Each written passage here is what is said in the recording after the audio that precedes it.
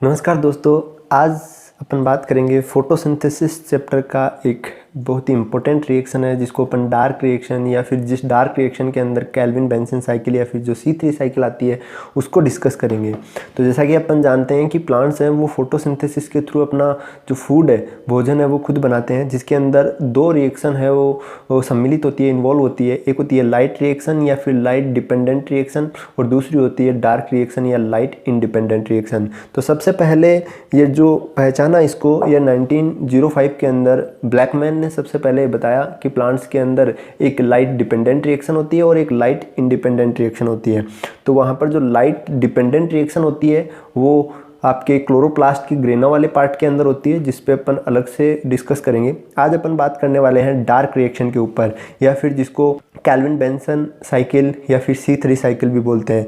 सबसे पहले केल्विन और बेंसन और उनके जो को वर्कर्स थे, उन्होंने रेडियो एक्टिव जो ट्रेसर टेक्निक है, जो कि उन्होंने कार्बन 14 को लिया था 12 की जगह, तो उनको लेकर सबसे पहले इस साइकिल को उन्होंने डिस्कवर किया था। जो ये वर्क किया था उन्होंने वो क्लोरेला एल्गी है जो यूनिसेलुलर एल्गी है, और जो सिनेडेस्मस जो एल्गी है वो भी एक यूनिसेलुलर एल्गी है। इन पर उन्होंने वर्क किया था और उसको डिस्कवर किया था C3 साइकिल या फिर केल्विन बेंसन साइकिल। अब इसको केल्विन बेंसन साइकिल तो इसलिए बोलते हैं क्योंकि सबसे पहले केल्विन और बेंसन जो साइंटिस्ट है उन्होंने इसको डिस्कवर किया था।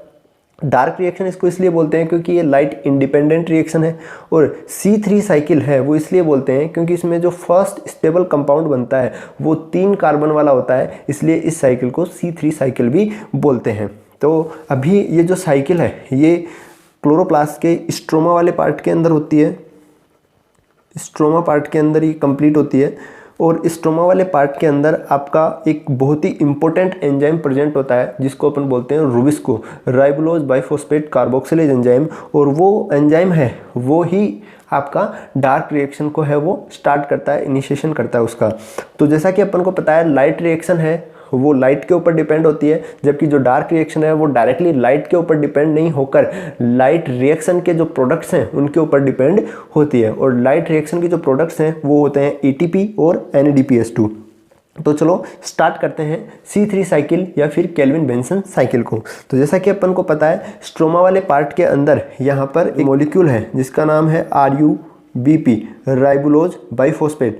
जो राइबोलोज 1,5 बाइफॉस्फेट या राइबोलोज बाइफॉस्फेट है वो प्रेजेंट होता है। यही मॉलिक्यूल है जो कि CO2 को सबसे पहले है वो एक्सेप्ट करता है, और एक्सेप्ट करने क्योंकि RUBP है, राइबोलोज बाइफॉस्फेट है, वो 5 कार्बन वाला कंपाउंड है और CO2 में 1 कार्बन है। तो यहाँ पर जो कंपाउंड बनेगा वो एक 6 कार्बन मॉलिक्यूल बनता है, 6 कार्बन वाला कंपाउंड बनता है जो कि अनस्टेबल होता है, इसलिए अपन उसको इस साइकिल के अंदर काउंट नहीं करते हैं। तो वो 6 कार्बन वाला जो कंपाउंड है वो ब्रेक डाउन हो जाता है 3 कार्बन वाले कंपाउंड के अंदर, और यहाँ पर 2 मॉलिक्यूल बनते हैं। एक बार जब साइकिल रन होती है तो 2 मॉलिक्यूल बनते हैं किसके, 3PGA मतलब 3 फॉस्फोग्लिसरिक एसिड के। और ये जो 3 फॉस्फोग्लिसरिक एसिड है उसमें 3rd कार्बन पर फॉस्फेट ग्रुप ऐड होता है और एक 3 कार्बन वाला कंपाउंड है कि देन इसके बाद में ये एक स्टेबल कंपाउंड बनता है। इसकी स्टेबिलिटी को ब्रेक डाउन करने के लिए इसमें यहाँ पर एनर्जी है वो खर्च की जाती है, ATP का खर्च किया जाता है ATP को, और ADP में कन्वर्ट हो जाती है। जब 3PGA को एक फॉस्फेट दिया जाता है तो ये कन्वर्ट हो जाता है 1,3-PGA के अंदर। 1,3-PGA क्या है, 1,3-फॉस्फोग्लिसरिक एसिड। तो यहाँ पर जो सबसे इम्पोर्टेंट RUBP है वो जब 3PGA के अंदर कन्वर्ट होता है तो यहाँ पर एक सबसे इम्पोर्टेंट एंजाइम है वो काम करता है, और उसका नाम है रुबिस्को।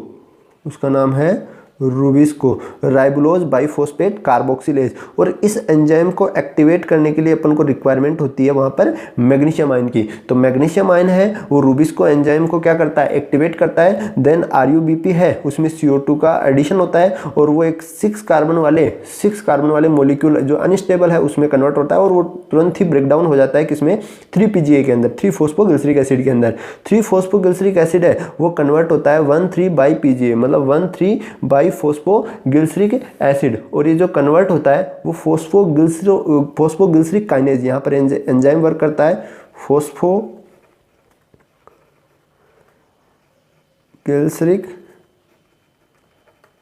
काइनेज। तो इस एंजाइम की उपस्थिति में 3-PGA है वो कन्वर्ट हो जाता है 1,3-PGA के अंदर। और देन उसके बाद में जो लाइट रिएक्शन का प्रोडक्ट है जो कि इसका रिडक्शन करता है और ये कन्वर्ट कर देता है 3-PGAL के अंदर।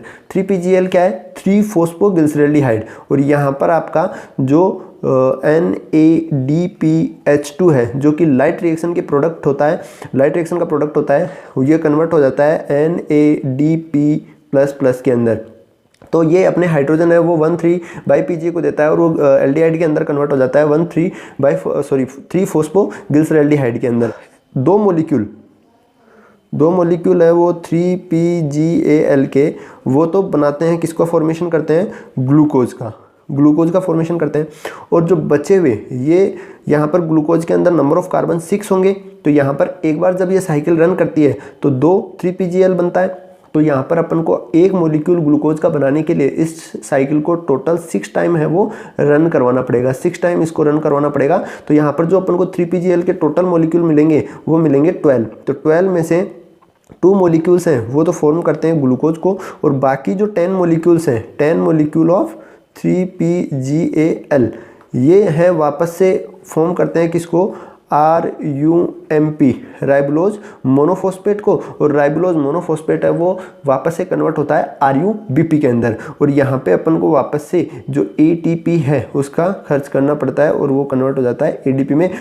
तो यहाँ पर ये जनरल सी एक साइकिल है। अब बात यह आती है कि 10 ये पूरी जो साइकिल रन करी उसमें से 10 3-PGAL के मॉलिक्यूल्स तो वापस से रीजनरेशन में ही पार्टिसिपेट कर रहे हैं, सिर्फ 2 मॉलिक्यूल्स हैं ग्लूकोज को फॉर्म करने में काम आ रहे हैं। इसका रीज़न ये है कि अगर ये 10 और 2 12 टोटल मॉलिक्यूल ही ग्लूकोज को फॉर्म करेंगे तो एक बार ग्लूकोज बन जाएगा, उसके बाद जब RUBP ही नहीं होगा तो उसको CO2 को प्राइमरी जो एक्सेप्टर है वो नहीं मिलेगा और उसके रिजल्टेंट आपका ग्लूकोज का प्रोडक्शन है वो बंद हो जाएगा। तो इसकी वजह से जो रीजनरेशन की प्रोसेस है वो बहुत ही इंपॉर्टेंट है। तो यहाँ पर 3 प्रोसेस होती है। सबसे पहले ये वाली प्रोसेस होती है जिसके अंदर RUBP है वो क्या करता है? RUBP है वो CO2 को एक्सेप्ट करता है, इसको बोलते हैं कार्बोक्सिलेशन। ये वाली जो प्रोसेस होता है या ये वाला जो स्टेप होता है इस स्टेप को बोलते हैं कार्बोक्सिलेशन। यहाँ पर जो आपका 3-PGAL है 1,3 या फिर मैं कहूँ 3-PGA है वो कन्वर्ट होता है 3-PGAL के अंदर। तो यहाँ पर हाइड्रोजन है वो दिए जाते हैं 1,3-PGA को। तो यहाँ पर होता है इसका रिडक्शन, यहाँ पर ये रिडक्शन होता है। और ये जो थर्ड प्रोसेस होती है वो होती है रीजेनरेशन। इट मीन्स RUBP के जो मॉलिक्यूल हैं उनको रीजनरेट किया जाता है, वापस से बनाया जाता है। तो यहाँ पर 3 स्टेप्स होते हैं। कार्बोक्सिलेशन, सबसे पहले RUBP है वो ऐड करेगा CO2 को और बनाएगा 3-PGA। देन 3-PGA है वो कन्वर्ट रिडक्शन होएगा उसका और कन्वर्ट होएगा किसके अंदर? 3-PGAL के अंदर। तो इसको ये सेकंड प्रोसेस है जिसको बोलेंगे रिडक्शन। और देन 3-PGAL के मॉलिक्यूल्स है वो वापस से क्या करेंगे? रीजनरेट करेंगे किसको? RUBP को। तो ये वाली जो प्रोसेस है वो क्या कहलाती है? रीजनरेशन। यहाँ पर जो ये प्रोसेस है जो कि 2 ग्लूकोज के मॉलिक्यूल 2 3-PGAL के मॉलिक्यूल है वो ग्लूकोज को फॉर्म करते हैं। तो ये वाली जो प्रोसेस होती है उसको बोलते हैं रिवर्स ग्लाइकोलाइसिस। तो यहाँ पर रिवर्स ग्लाइकोलाइसिस प्रोसेस है वो चलती है और जिसके रिजल्टेंट आपका क्या बनता है? ग्लूकोज मॉलिक्यूल बनता है। तो ये तो इसका बेसिक सा था जिसके अंदर आपका जो RUBP है उससे ग्लूकोज का मॉलिक्यूल CO2 को एक्सेप्ट करके किस तरीके से ग्लूकोज का मॉलिक्यूल बनता है। उसमें 3 स्टेप होती है, कार्बोक्सिलेशन, रिडक्शन एंड रीजनरेशन। अब अगर बात करें, ये तो हो गई बात बहुत बेसिक सी जिसके अंदर 12th लेवल तक या फिर बहुत छोटी क्लास तक है वो इसको ध्यान में रखा जा सकता है कि इसके अंदर 3 प्रोसेस है वो इंपॉर्टेंट है। तो इतनी छोटी साइकिल। लेकिन अगर इस कंप्लीट केल्विन बेंसन साइकिल की बात करें कि किस तरीके से रीजनरेशन की प्रोसेस होती है और किस तरीके से रिवर्स ग्लाइकोलाइसिस की प्रोसेस होती है, तो उसको समझने के लिए अपन को क्या करना पड़ेगा? उसको अपन को देखना पड़ेगा ये कंप्लीट साइकिल। हाँ, देखने में थोड़ी सी बहुत कॉम्प्लेक्स सी लग रही है लेकिन है बहुत इजी साइकिल। तो यहाँ पे देखिए सबसे पहले यहाँ पर क्या हुआ कि RUBP के चूंकि इस साइकिल को 6 टाइम रन करवाना पड़ेगा तब जाकर अपन को यहाँ पर 12 मॉलिक्यूल 3-PGAL के मिलेंगे। तो यहाँ पर 6 CO2 को एक्सेप्ट करेंगे, 6 RUBP के मॉलिक्यूल, रुबिस्को एंजाइम वर्क करेगा, मैग्नीशियम आयन है वो रुबिस्को का एक्टिवेटर होगा। यहाँ पर जो ये है एक्सेप्ट करके 3 कार्बन वाले 12 मॉलिक्यूल बनाएंगे जो होंगे 3PGA मतलब 3 फॉस्फोग्लिसरिक एसिड के। और यहाँ पर जो 3 फॉस्फोग्लिसरिक एसिड है उसको ATP दिया जाएगा, ATP का फॉस्फेट लेगा और वो ADP में कन्वर्ट हो जाएगा और ये फॉस्फेट लेकर 1,3-PGA मतलब 1,3 फॉस्फोग्लिसरिक एसिड के अंदर चेंज हो जाएगा और ये जो वर्क है वो फॉस्फोग्लिसरिक काइनेज एंजाइम है वो करवाएगा। यहाँ पर 1,3-PGA है, उसको रिडक्शन होगा उसका, जो मैंने रिडक्शन प्रोसेस अभी बताई थी। रिडक्शन में यहाँ पर NADPH2 है वो हाइड्रोजन देगा और कन्वर्ट हो जाएगा 3PGL के अंदर। यहाँ पर जो एंजाइम वर्क करेगा वो करेगा ट्रायोज फॉस्फेट डिहाइड्रोजिनेज। चूंकि यहाँ पर हाइड्रोजन को एक्सेप्ट किया जा रहा है या डोनेट किया जा रहा है तो वहाँ पर जो एंजाइम का ग्रुप काम में आता है वो आता है डिहाइड्रोजिनेज। तो 3 कार्बन वाली शुगर पर काम कर रहा है तो इसलिए ट्रायोज फॉस्फेट डिहाइड्रोजिनेज। अब अपन यहाँ पर जब टोटल 6 टाइम ये रन करेगी तो 12 मॉलिक्यूल 3PGL के मिलेंगे। उनमें से अपन को 2 मॉलिक्यूल है, 2 मॉलिक्यूल्स हैं वो 3PGL के बनाएंगे ग्लूकोज को। किस तरीके से बनाएंगे? 3PGL के 2 मॉलिक्यूल है जिनमें से एक है वो इसके आइसोमर में कन्वर्ट हो जाएगा in the presence of phosphate triose isomerase enzyme की में।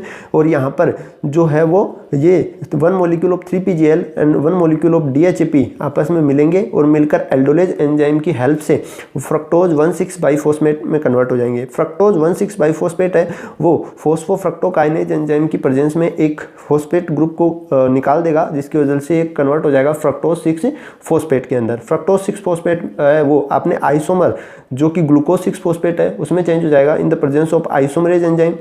देन ग्लूकोज 6-फॉस्फेट है वो अपना एक फॉस्फेट है वो रिड्यूस कर देगा और कन्वर्ट हो जाएगा ग्लूकोज में। तो जो प्लांट्स के अंदर जो फूड बनता है वो बनता है ग्लूकोज के फॉर्म में। जब इसको लीव से किसी स्टोरेज वाले पार्ट की तरफ ट्रांसलोकेट किया जाएगा, इसको स्थानांतरित किया जाएगा, तब वो किया जाएगा सुक्रोज की फॉर्म में। पूछा जाता है क्वेश्चन कि प्लांट्स के अंदर है वो फूड का ट्रांसलोकेशन है वो किस फॉर्म में होता है, तो ध्यान रखना सुक्रोज की फॉर्म में। और वहां पर जाने के बाद में उसको स्टार्च की फॉर्म में उसको स्टोरेज किया जाता है। तो ये तो बात हुई 2 मॉलिक्यूल जो 3PGL के थे उनकी। अब बात आती है कि 10 जो मॉलिक्यूल है वो वापस से रीजनरेशन करेंगे जो आपका 6-RUBP था उनका। तो वो किस तरीके से करेंगे, तो मैंने इसको सिंप्लीफाई करने के लिए यहाँ पर 10 मॉलिक्यूल्स को है वो डिवाइड कर दिया है 2, 2, 4 और 2 में। तो 4 मॉलिक्यूल्स जो 3PGL के होंगे वो 3PGL के 4 मॉलिक्यूल्स हैं वो अपने आइसोमर डाइहाइड्रोक्सी एसीटोन फॉस्फेट जैसा यहाँ पे हुआ था डाइहाइड्रोक्सी एसीटोन फॉस्फेट में ट्रायोज फॉस्फेट आइसोमरेज एंजाइम की हेल्प से कन्वर्ट हो जाएंगे। तो उनको मैंने ब्रेक डाउन कर लिया है। 4 मॉलिक्यूल्स थे 2, 2 में। तो यहाँ पे सबसे पहले ये वाली जो प्रोसेस थी वो यहाँ पे होगी। DHAP और 3PGL के 2 मॉलिक्यूल मिलेंगे एल्डोलेज एंजाइम की प्रेजेंस में फ्रक्टोज 1,6-बाइफॉस्फेट जैसा कि यहाँ पे हुआ था उसमें कन्वर्ट हो जाएंगे। तो यहाँ पर एक मॉलिक्यूल DHAP और एक मॉलिक्यूल 3PGL का मिलकर एक फ्रक्टोज 6-फॉस्फेट का मॉलिक्यूल बनाता है 1,6-बाइफॉस्फेट का। तो यहाँ पर 2 मॉलिक्यूल मिलकर 2 फ्रक्टोज 1,6-बाइफॉस्फेट के मॉलिक्यूल बनाएंगे। यहाँ पर फॉस्फोफ्रक्टोकाइनेज एंजाइम है उसकी प्रेजेंस में ये एक फॉस्फेट को रिड्यूस करेगा और फ्रक्टोज 6-फॉस्फेट में कन्वर्ट हो जाएगा। यहाँ पर जो अपने बाकी जो 3PGL के मॉलिक्यूल 2 मॉलिक्यूल्स बचे हुए थे ये यहाँ पर फ्रक्टोज 6-फॉस्फेट से रिएक्शन करेंगे। क्योंकि फ्रक्टोज 6-फॉस्फेट 6 कार्बन वाला मॉलिक्यूल है और 3PGL 3 कार्बन वाला मॉलिक्यूल है। टोटल नंबर ऑफ कार्बन हो गए 9। तो यहाँ पर जो कंपाउंड बनेगा 9 कार्बन का होगा या उनका जो सम होगा वो 9 होगा। तो यहाँ पर ये दोनों मिलकर 2 मॉलिक्यूल बनाते हैं ट्रांसकीटोलेज एंजाइम की प्रेजेंस में, जिसका पहला जो कंपाउंड बनता है 4 कार्बन वाला इरिथ्रोज 4-फॉस्फेट और दूसरा बनता है ज़ाइलुलोज 5-फॉस्फेट। अब यहाँ पर ज़ाइलुलोज 5-फॉस्फेट है वो सीधे कन्वर्ट हो जाता है किसके अंदर, आगे देखेंगे। अभी इरिथ्रोज 4-फॉस्फेट है जो यहाँ पर DHAP का ये 2 मॉलिक्यूल थे वो तो काम में आ गए थे। अब जो 2 मॉलिक्यूल बचे हुए हैं वो इरिथ्रोज 4-फॉस्फेट से रिएक्शन करेंगे ट्रांस एल्डोलेज एंजाइम की प्रेजेंस में और बनाएंगे। यहाँ पर देखो ये जो वाला मॉलिक्यूल है वो है 4 कार्बन वाला कंपाउंड, ये है 3 कार्बन वाला। तो 4 और 3 7 कार्बन वाला मॉलिक्यूल बनेगा। तो यहाँ पर जो 7 कार्बन वाला मॉलिक्यूल होता है वो तो स्यूडोहेप्टुलोज 1,7-बाइफॉस्फेट, स्यूडोहेप्टुलोज 1,7-बाइफॉस्फेट। और ये फॉस्फेटेज एंजाइम की प्रेजेंस में यहाँ से एक फॉस्फेट को रिड्यूस करेगा और कन्वर्ट हो जाएगा स्यूडोहेप्टुलोज 7-फॉस्फेट के अंदर।